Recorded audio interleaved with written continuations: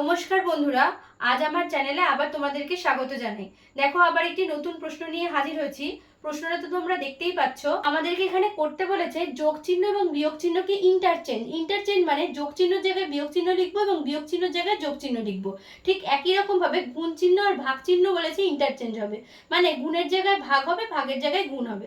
তাহলে আমাদের যে অঙ্কটা দিয়ে দিয়েছে, এই অঙ্কটার উত্তর কত বেরোবে আমাদেরকে বার করতে হবে ওই চিহ্নগুলোকে বদলে নেওয়ার পরে। গুণ না লিখে আমি এখানে ভাগ লিখবো। আচ্ছা, তারপর বলছে যোগের জায়গায় বিয়োগ লিখতে হবে, তাহলে যোগ না লিখে বিয়োগ লিখবো। বিয়োগের জায়গায় যোগ লিখতে হবে, তাহলে এখানে যোগ দেব। আর ভাগের জায়গায় গুণ হবে, তাহলে এখানে গুণ দেব।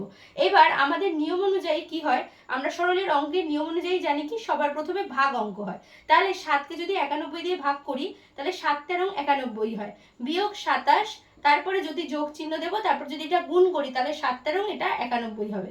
এইবার আমাদেরকে করতে হবে প্রথমে যোগ, তাহলে 13 আর এর আগে যোগ চিহ্ন আছে, তার মানে 13 যোগ 91 বিয়োগ 27। তাহলে এই যোগটা আগে আমাদেরকে করতে হবে। 13 আর 91 যদি যোগ করি হয় 3 আর 1 4, 9 আর 1 10, 104। 104 থেকে 27 আমাদেরকে বাদ দিতে হবে। তাহলে 104 থেকে 27 বাদ দিলে কত হবে? 7 কত দিলে 14 হয়? 7 হলে হাতে 1, 2 আর 1 3, 3 কত দিলে 10 হয়? 7 হলে। তাহলে উত্তর হবে 77। অপশন বি হবে কারেক্ট অ্যান্সার।